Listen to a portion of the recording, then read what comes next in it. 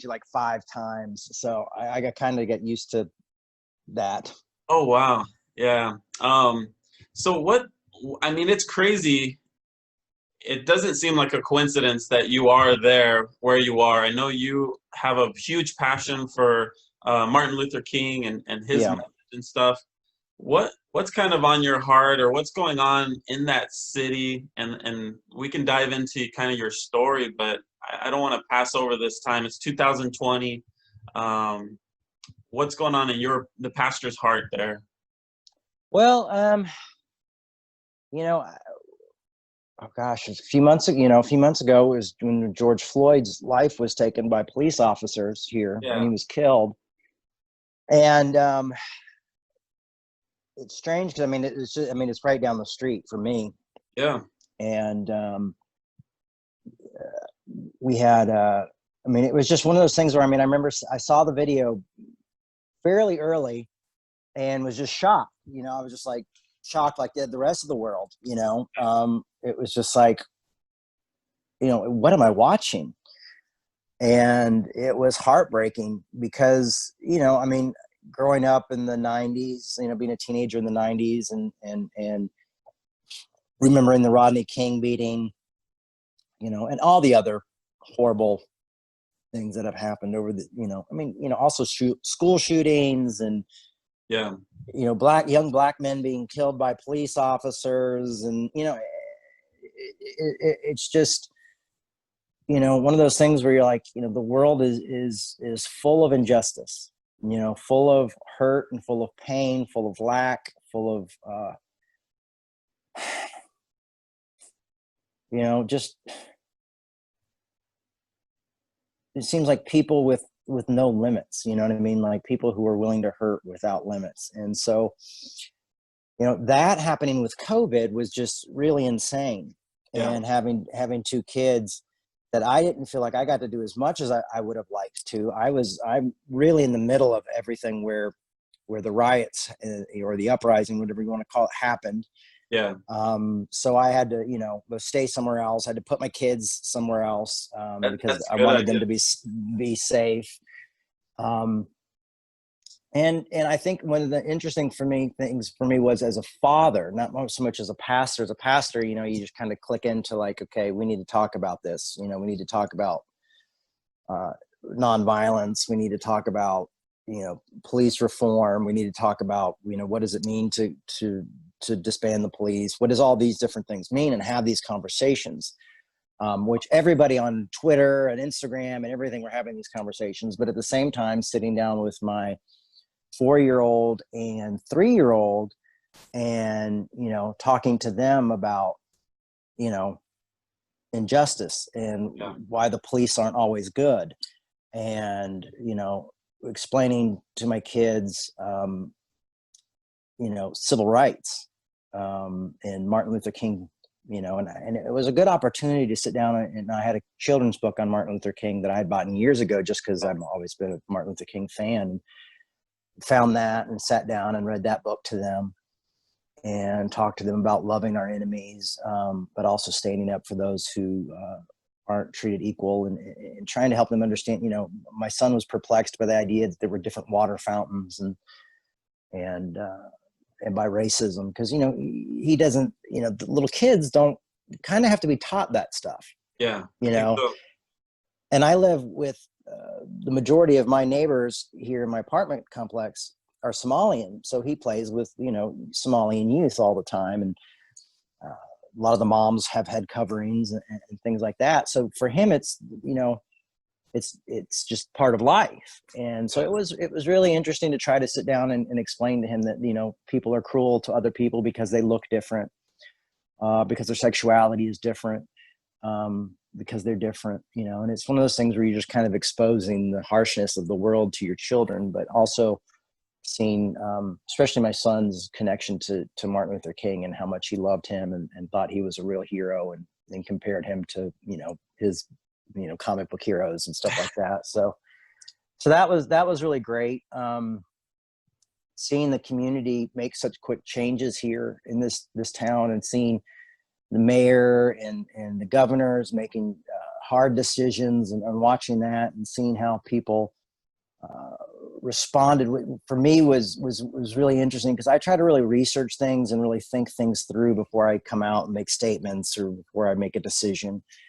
And it was very surreal. Being a part-time parent, though, I wanted to go to some of the protests and do some more things of that, and it just wasn't possible for me to do because of the COVID and my kids' situation. So it was really weird, because I felt like my hands were tied. It's been a really strange time, but I've been able to support some of my friends who've been able to be out there and march and walk and interview some of them and talk with them.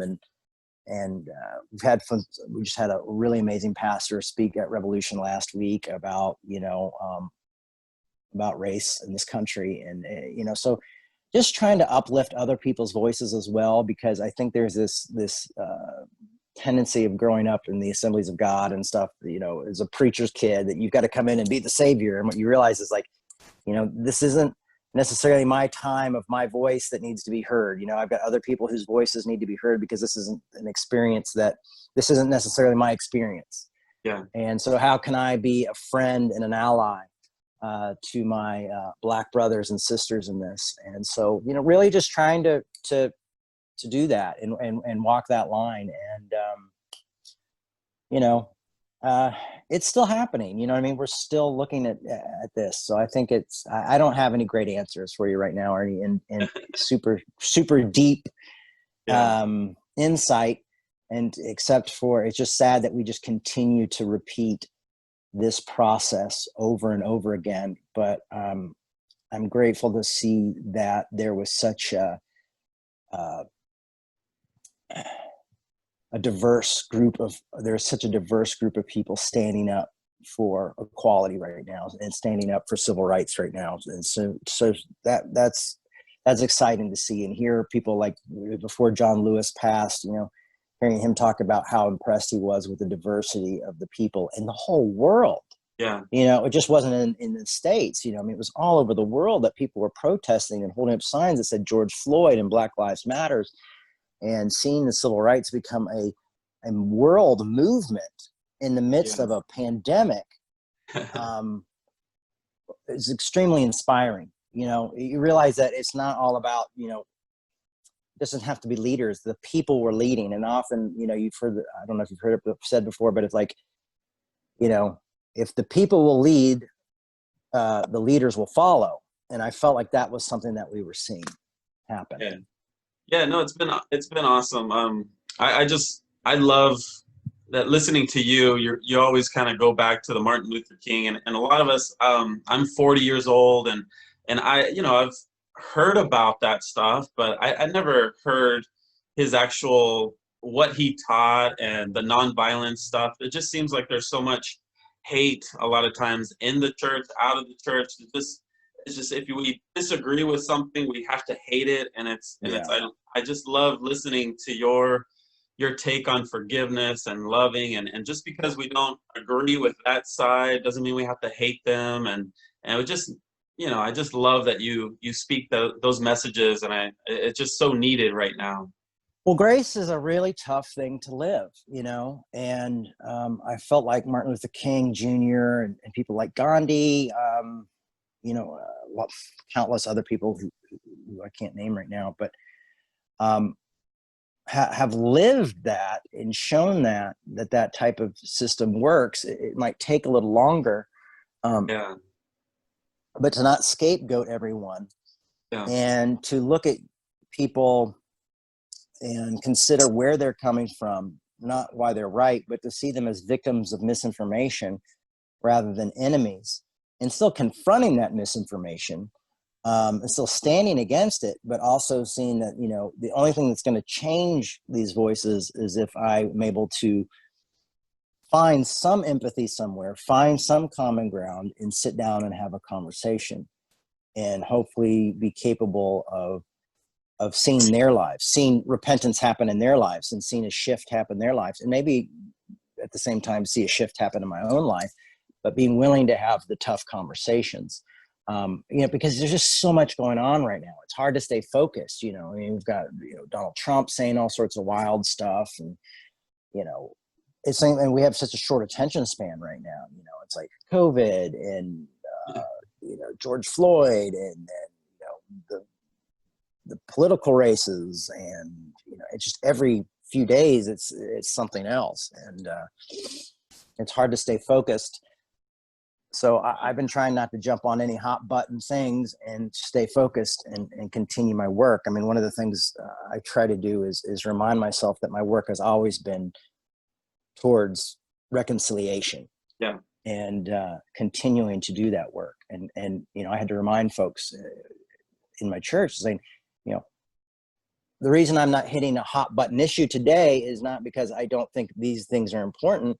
It's that this is what we've been trying to prepare each other for all along, is to be able to live within situations and circumstances like this, and that we take the higher road, and that we figure out a way to help solve these issues by what we've been learning and what we've been talking about all along, you know. Yeah, big time. Yeah, that you had a great point there of like staying in the conversation. It does no good to you know, just get out of those conversations. It's important to have a good voice in that conversation. Yeah, I mean, because none of this stuff is new. You Yeah. know, injustice and people treating others less than, and racism are systems that have been around a long time. And trying to always make sure that that's something that's always you're always considering and thinking about in your work, you know, is important. Yeah, it's like I said, I just think it's awesome that you know, it's a great thing to have you and have the reminders of like you said, there is nothing different, nothing new in a sense, but the Martin Luther, when you kind of reach back and go to that, it's really neat for me because I didn't hear any of that and stuff, so it's really powerful. But anyways, there's I definitely check out Jay Bakker. He talks about this all the time. There's a lot of great teaching and stuff, but I want to get to know you a little bit, Jay. Okay.